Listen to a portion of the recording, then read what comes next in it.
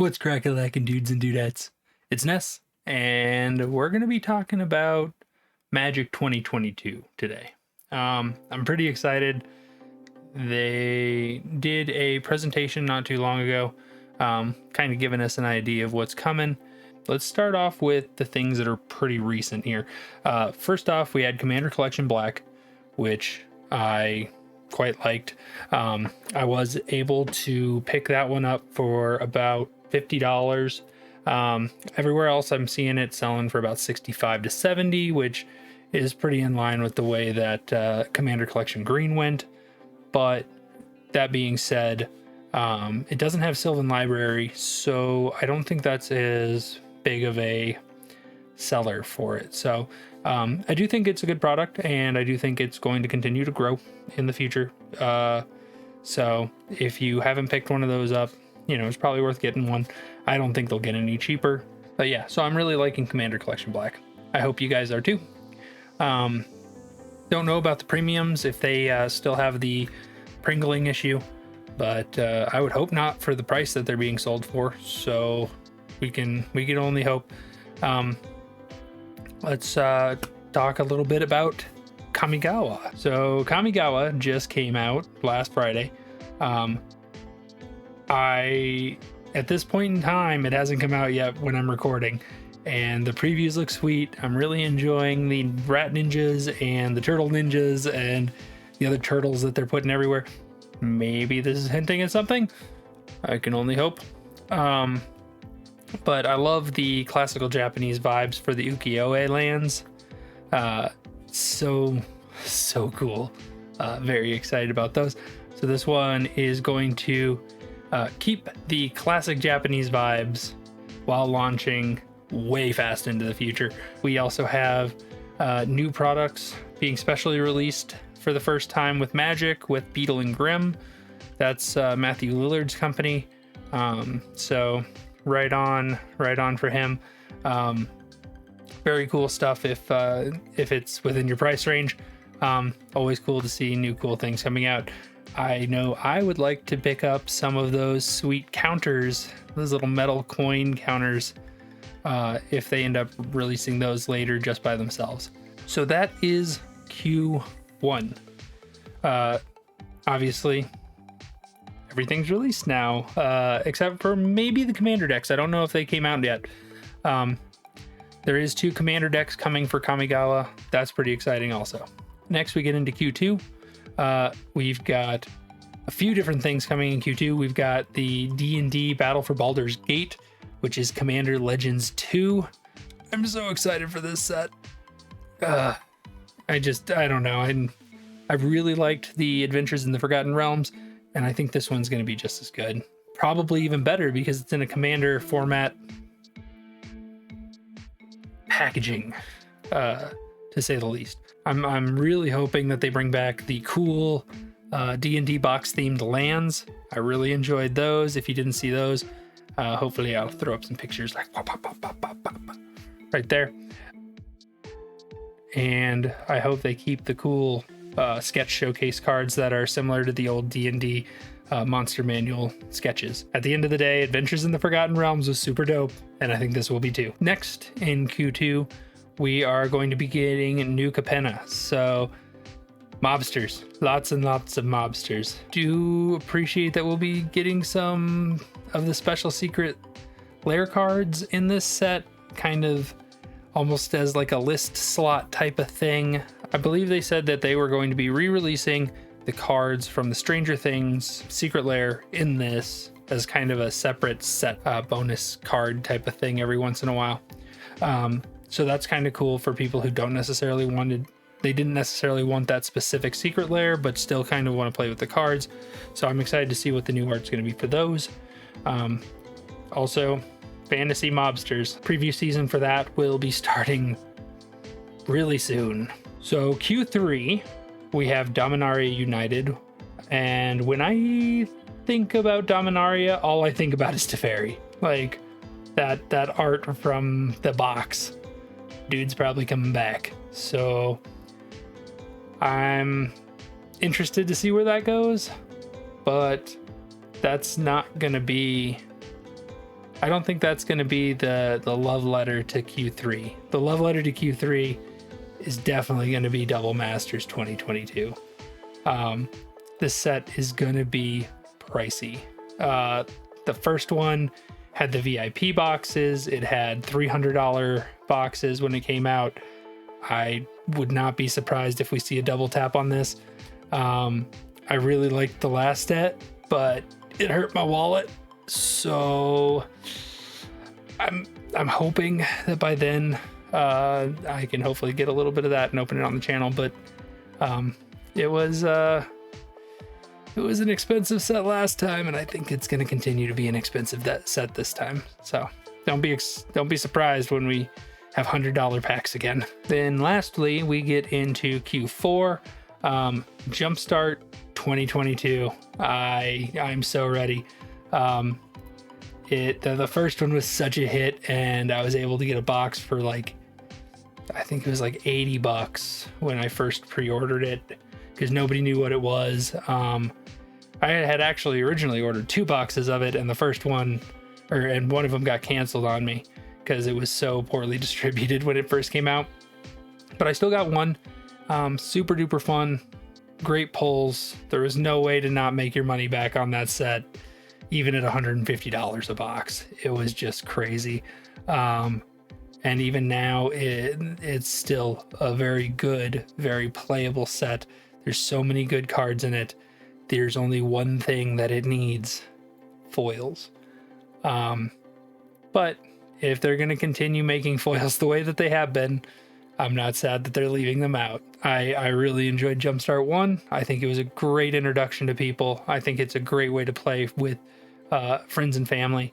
And I'm excited for what is going to be available in the next ones. The last major set of the year will be Brother War. This is going to be just an all-out crazy set. I think this is going to probably end up being one of the most anticipated sets of the year because of the fact that everyone's ready to see these wizards duel. I hope, I know that this is going to mean lots of wizards. I know this is going to mean lots of artifacts. Please, I hope that wizards, let's reprint those medallions. I want them. I want more copies for my EDH decks. They are a fun thing to play with, and they haven't been reprinted in forever. So with the artifacts coming in this set, I have a feeling I'm crossing my fingers and hoping we get them. Maybe we get them earlier. Fingers crossed. We need the medallions reprinted because they're getting up to like $40, and that's a lot. That's too much. So yes, very, very excited for that. Things that don't fall into a quarter. Let's get into this. Infinity delayed till quarter 3 or 4. We don't really know. That's all dependent on how Wizards deals with their production issues for that. So no clue when that's coming. Then we have the Warhander Commander decks. Those are coming. Those are going to be super cool. They're all going to have custom art. That's Warhammer. I believe it's specifically Warhammer 40k, but I could be wrong. We don't know too much about it. Street Fighter and Fortnite secret layers are coming. When is anybody's guess. I'm hoping that they only do one single secret layer for all of them and not a spread out multiple crazy things. Because I know like there's so many major characters. I mean, you could easily probably get away with just even doing like a villain set and a hero set. Because there's so many good characters. I even have a set of sleeves from Dragon Shield that are Street Fighter sleeves, so I'm already ready to make my Ryu deck if he's any good. And I'll be rather disappointed if we don't get a Hadoken card of some type. So yeah, I'm looking forward to that. I'm hoping that that's good. Next we have I don't have much to say about the Fortnite one. I don't play Fortnite. I like some of the art, but I feel that it's just not my thing. I've never played, so you can roast me in the comments on that if you want. I will judge whether or not I want those cards depending on the art and what cards they are, which I think is fair. We also know that there is a Chibi Planeswalker set, like Secret Lair something or other, coming out. That was teased on game nights as the playmats. But the thing about it is, I'm wondering if these might turn into the secret drops in the secret lairs. When we first started, we got the stained glass planeswalkers. I think it's very possible that next they could be doing chibi planeswalkers. I'm disappointed with the foil jumpstart lands, because I think it takes away from the coolness of jumpstart, personally, and they're so pringled that I can't play with them. So at least if it was the planeswalkers, I would probably be more likely to try and flatten them out to play with them or something. I don't know. Maybe there's not a lot of thought going into that statement. Maybe it's just they need to fix the foils. Wizards, please fix your foils. Coming in 2023, we all have a chance to get the precious. It's coming. Lord of the Rings is going to have a set of Magic. It's all Lord of the Rings. It's going to be so sweet.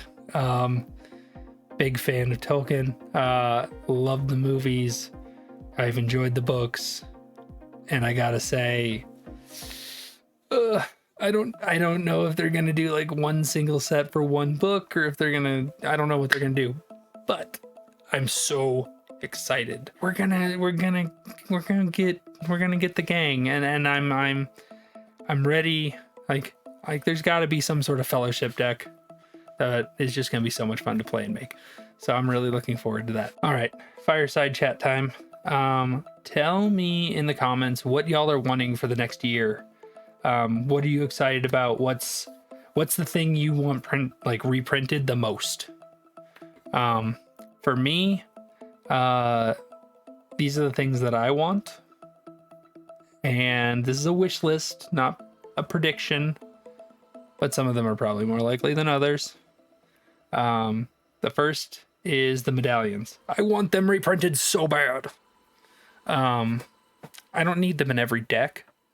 I don't think everybody should want them in every deck. But I think that they are fun and they are neat, and I want some foil etched gold masterpiece nonsense with these. I think that would be so cool. I think that I would also like some better availability for the recent good land cycles. We've got the Innistrad, the new Innistrad lands. I think those are super awesome. Battle Bond lands. I mean, fetches, shocks, and pathways. I think they're all very, very playable. And I think the more of those that we can have and get our hands on without costing us an arm and a leg, the better. And then for the next thing, it kind of falls into that land category also, but where are the other 5 triomes? Wizards, when are they coming? I want the other 5 triomes. I liked those from Ikoria. They were beautiful. Let's even keep the same theming. Crystals everywhere. I love that. Bring those back. Then we kind of go into a little bit more of a silly realm here for things that I want. I actually like the crossovers. I think they're neat. I may not be the biggest fan of Walking Dead, or like I've seen all of Stranger Things, and I love the show, but I don't really feel like I need Magic cards for it. The ones that, like, let's go into the realms of things that you guys already kind of have, but would have like a cool overlay, different art for it, similar to like how you guys did Godzilla. Like, let's take some of those cards that you just made for Kamigawa Neon Dynasty. Kamigawa Neon. Let's take some of those cards that you had from Kamigawa Neon Dynasty that are clearly homages to the Ninja Turtles, and let's just put Ninja Turtle art on them. I'm just saying we need a TMNT one. I'm sure you guys are probably already talking with like IDW in the comics groups or Kevin Eastman or somebody. Like, who doesn't want that? Who doesn't want to get a showcase Raphael that's drawn by Kevin Eastman, you know, sketch variant, whatever. I want that. Who doesn't want a Donnie done by Peter Laird? Make it happen. You know, there's other amazing turtle artists that could step up and do the other characters. They all know each other. You get in the contact with the right people. I think it's very doable. It'd be so cool. I would love to see a crossover, you know, Secret Lair with Power Rangers. That'd be super cool. So many cool characters, so many different allegories and connections and things like that you could make. They made one card in Kamigawa that basically literally just takes other artifacts and makes a Megazord. Super duper cool. And you can't tell me that, you know, that's not inspired by, you know, even if it's not inspired directly by Power Rangers, it's definitely inspired by that genre of the combining robots. So super duper cool. And then I'd love to see some of the other stuff, you know. How cool would it be to see some crossover with Eva or Ghost in the Shell? Like, there's so many different things that match this Kamigawa theme that you could do like an all Kamigawa crossover super drop. Those are kind of my hopes for the next year. I don't think too many of them are coming true, but fingers crossed. And if y'all have any good ones, let me know. Remember, if you enjoyed the video, do the thing, and I'll see you in the next Magic the Gathering opening video. Bye. NES.